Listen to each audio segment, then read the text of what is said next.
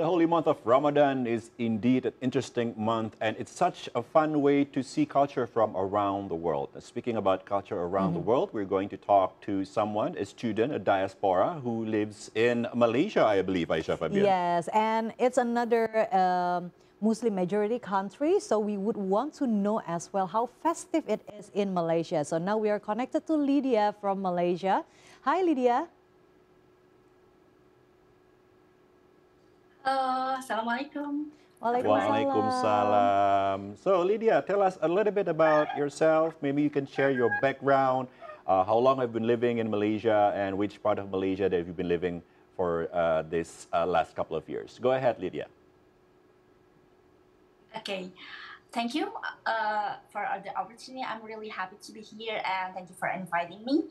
And my name is Lydia Estahmairo, but you can call me Lydia. And I'm currently a final year student in Media and Communication at Al Bukhari International University, which is located in Al-Star, Kedah, in northern part of Malaysia. Right now, I am in the third year in Malaysia, which means that this is my third Ramadan here in Malaysia. Wow, so it's been a couple of years living in Malaysia for you. Can you tell us a little bit from your experience, what are the differences between Indonesia and Malaysia during the Ramadan month? Okay, basically the Ramadan vibes here is similar with Indonesia and Malaysia, but here are really unique. Especially in Kedah, where I live, is known for strong Islamic presence with many local Malaysians around. So it's different with the other states that have a population with the larger Chinese and Indian community. But in here is during Ramadan, there's a lot of activity like Ramadan Bazaar in every evening. Like Indonesia, we have to selling all takjil kinds of food for breaking the fast, like kuih, pulut, like ayam masak merah or roti canai.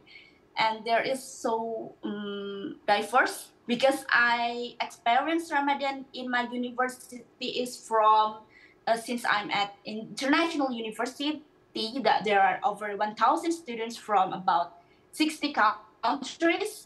So including from Asia like Myanmar, Thailand, Central Asia like Uzbekistan, African countries, and the Middle East. So it's more diverse for me, and it's more interesting for me to experience Ramadans in Malaysia.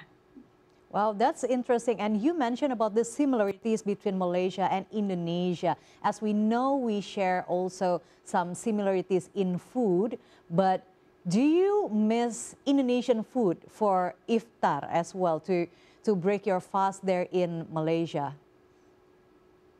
Yeah, actually, I really miss a lot of Indonesian food because the different taste with the Malaysian food and Indonesian food is quite different because Malaysia have a more sweet and have a heavy flavor like ayam curry, and but beside of that, in Indonesia we have more spicy, and I like more miss from gorengan. I think I guess yeah, it's different with Malaysia.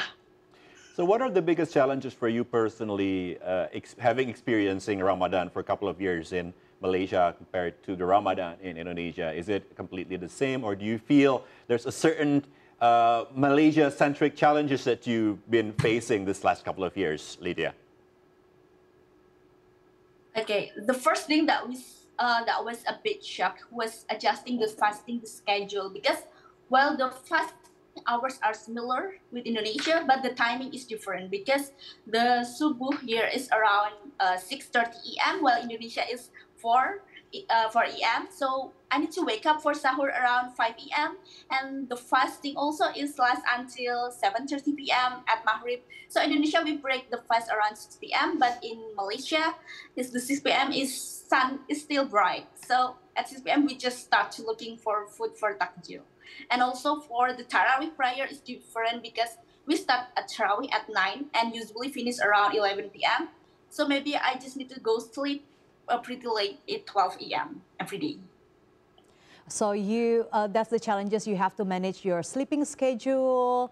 But how about the challenges in maintaining communication and relationships with your families and friends back home?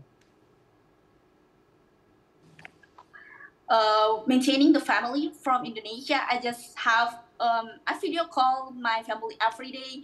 During the sahur, my mom always wakes me up, and during the after tarawih, I always video call to maintaining the friendship, the call for my friend in Indonesia. So to get the silaturahmi in Indonesia, I always maintaining the communication between the distance. Okay. So Lydia, thank you so much for sharing your Ramadan stories with us. We're glad to have you on air today, and hopefully you being here also kind of, makes your friends and family who misses you can take a look at you and, maybe can arrange some time for you guys to meet up again in the future. Lydia, once again, thank you so much, and we wish you all the best in your studies. Take care. Thank you.